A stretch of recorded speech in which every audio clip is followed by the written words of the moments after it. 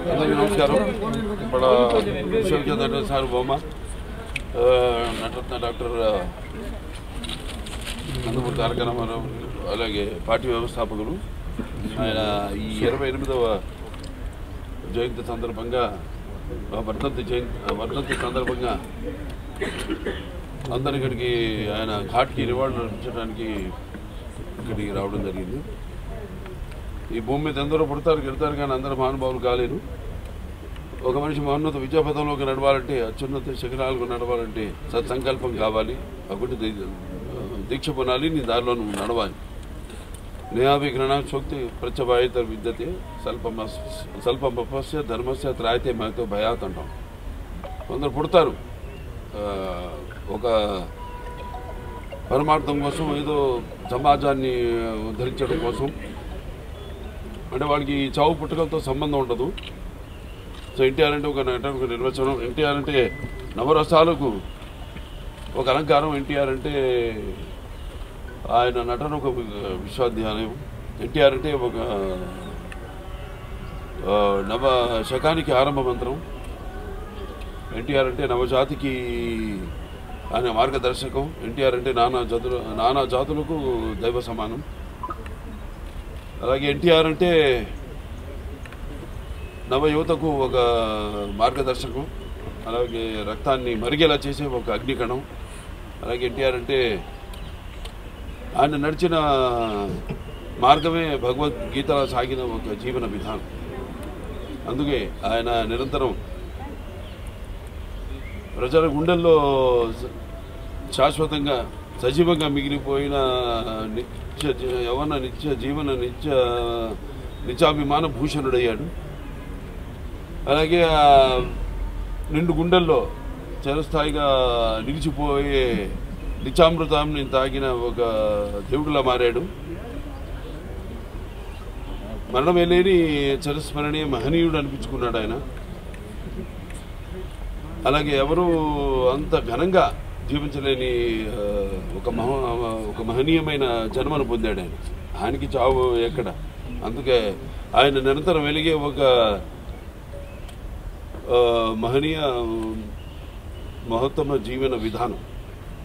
మరి నటుడిగా అనితర సాధ్యమైన పాత్రలు ఎన్నో పోషించారు ఆయన. అదే ఆయన పౌరాణికాలు చేస్తే పౌరాణికాలు పాత్రలు ప్రాణం పోసుకున్నాయి. అలాగే జానపదాల జావలీలు అయ్యాయి. అలాగే సాంఘికాలు సామాజిక గమనాలు అయ్యాయి. అలాగే ఆయన ప్రపంచంలో మనం ఎక్కడ చూసినా అంటే అటువంటి నటధీరుడు. అలాగే ప్రయోగాలు చేసిన నటనాచార్యుడు. అలాగే పరకాయ ప్రవేశం చేసి ఆ పాత్రలో అణువులను నింపుకుని నటనకు న్యాయం చేసిన అటువంటి నటుడు ఇంకెక్కడ రాడు. అది నేనే కాదు, ప్రతి ఒక్కరూ ఒప్పుకొని తీరుతారు. అలాగే ఆయన కేవలం సినిమాలే కాదు, ప్రతి తెలుగు బిడ్డ, ప్రతి తెలుగు మట్టి గడ్డ, నేను తెలుగువాడిని అని సగర్భంగా చెప్పుకునే ఒక దమ్ము, ధైర్యం, ఒక తెగువ, ఆత్మవిశ్వాసానికి పదును పెట్టి సానబెట్టి బయటికి లాక్కొచ్చి చెప్పించిన తెలుగు తేజం నందమూరి తారక రామారావు. అలాగే తెలుగుదేశం అన్న పార్టీని పెట్టి, అలాగే ప్రతి తెలుగు బిడ్డ బొడ్డు కోయిక ముందే రాజకీయాలు ఏంటో తెలిపిన మహానుభావుడు, మహానాయకుడు నందమూరి తారక రామారావు. అంతవరకు మరి ఆయన రాజకీయాల్లో రాకముందు వరకు చాలామందికి రాజకీయాల మీద పెద్ద ఆసక్తి ఉండేది కాదు. అలాగే అసలు కొంతమందికి అయితే రాజకీయాలు అంటే ఏంటో తెలియదు.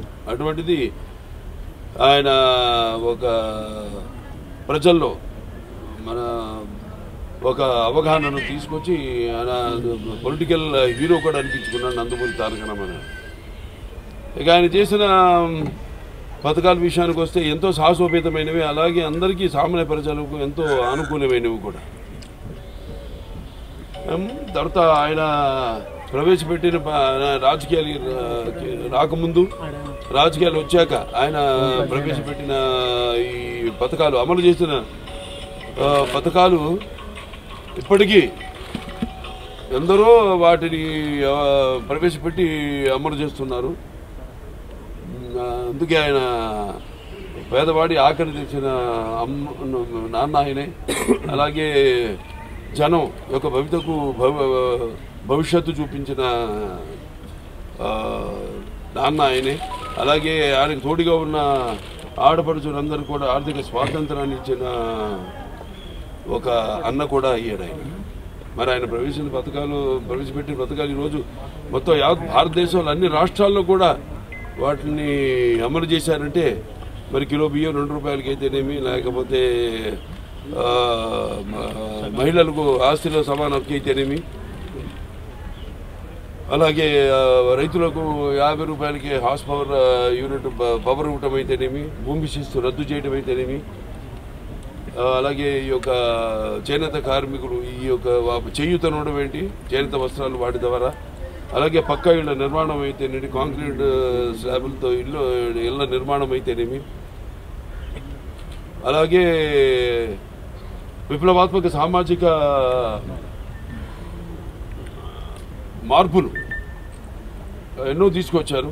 దాంట్లో ముఖ్యమైనది తెలంగాణలో పటేల్ పటవారీ వ్యవస్థను రద్దు చేయడం, అలాగే ఈ మాండలిక వ్యవస్థను స్థాపించడం. అప్పటికి 330 తాలూకాలు, అవి 1104 మండలాలుగా చేసి ప్రజల వద్దకు పాలన తీసుకెళ్ళినట్టు ఆయన మండలాల వ్యవస్థను స్థాపించడం. అలాగే ఈ సహకార వ్యవస్థ ద్వారా సింగిల్ విండో సిస్టమ్, రైతులందరూ కూడా కావాల్సినవన్నీ కూడా ఒకే చోట లభించేటట్టు. అలాగే తెలుగు గ్రామీణ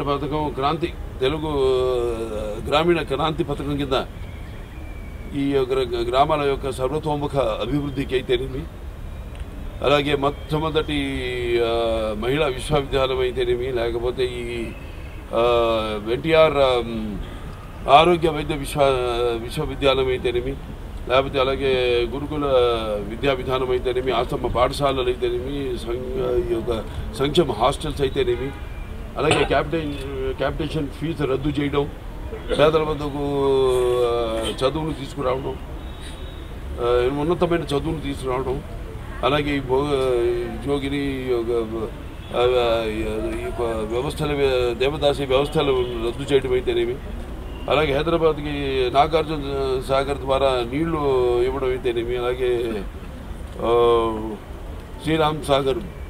నిజాం సాగర్ వాటి అభివృద్ధి, అలాగే తెలుగు గంగా హంద్రి నివాస్ సబంతి అయితేనేమి, గాలిను నగరి అయితేనేమి, దాని తర్వాత మండల దీని ద్వారా ఆయన ఫ్రంట్ చైర్మన్గా ఉన్నప్పుడు సుమారుగా ఎన్నో వేల లక్షల మంది రైతులకు దేశవ్యాప్తంగా 11,000 లక్షల మందికి ఆయన ఆనాడు ఈ భూమి శిస్తు రద్దు చేయడం జరిగింది. మాండలిక వ్యవస్థ ఈ యొక్క ద్వారా ఆయన మాండలిక సిఫార్సుల్ని అమలు జరిపించడం జరిగింది. ఇలాగా సర్కారీ దీని కమిషన్ ద్వారా ఈ యొక్క రాష్ట్ర కేంద్రాల మధ్య వాళ్ళు ఒక అనుబంధాన్ని పెంచే విధంగా ఒక రాష్ట్రం కేంద్రంలో ఉన్న ప్రభుత్వం ద్వారా వాళ్ళ అవసరాలను ఆ కేంద్ర ప్రభుత్వం తీర్చేలా ఇంకా ఎన్నెన్నో అభివృద్ధి కార్యక్రమాలు, అలాగే ఎన్నో ఆయన ఈ యొక్క అమలు చేయడం జరిగింది అన్ని వర్గాల ప్రజలకు. ఇలా చెప్పుకుంటూ పోతే మరి అటువంటిది ఆ మహానుభావుడు ఆయన చేసిన సేవలు మనకు తెలిసింది. స్వతంత్రం ఒక పోరాటం, మనం విన్నది కానీ చదివింది కానీ పుస్తకాలు, మన గళ్ళారా చూసిన మొదటి ఒక యుద్ధం ప్రజల కోసం ఆయన అని త్యజించి ఆయన చేసిన సేవలు మరువనానివి. ప్రతి తెలుగు వాళ్ళు ఇవాళ ఆయన ఇక్కడ తెలంగాణ, అక్కడ ఆంధ్రాలో ఆయన ఈ యొక్క వర్ధంతిని పురస్కరించుకొని ఆయనకు ఘన నివాళులు అర్పించుకుంటున్నాను. తెలుగుదేశం పార్టీ కార్యకర్తలందరూ కూడా ఆయన ఆనాడు మరి ఎంతోమందిని విద్యావంతుల్ని రాజకీయాల్లోకి తీసుకురావడం జరిగింది. గ్రాడ్యుయేట్స్ అయితేనేమి, పోస్ట్ గ్రాడ్యుయేట్స్ అయితేనేమి, లాయర్లు అయితేనేమి, డాక్టర్లు అయితేనేమి, వివిధ వృత్తుల్లో ఉన్న వారిని తీసుకొచ్చి యువతకు ఆయన ఎంతో ప్రోత్సాహం ఇచ్చి ఆనాడు మరి తెలుగుదేశం పార్టీకి బాసటగా ఉండి ఆనాడు 82లో పార్టీ స్థాపించినప్పుడు అదే విధి విధానంలో మంత కూడా నడుచుకుంటూ ఆయన చూపించిన బాటలోనే కొంత కార్యకర్తలు అందరూ కూడా నడుచుకుంటూ ముందు తెలుగుదేశానికి ఇంకా భవిష్యత్తులో పునర్వైభవం తీసుకురావడానికి అందరం శ్రమిస్తామని ఆయనకు ఘన నివాళి అర్పించుకుంటూ నేను సెలవు తీసుకుంటాను.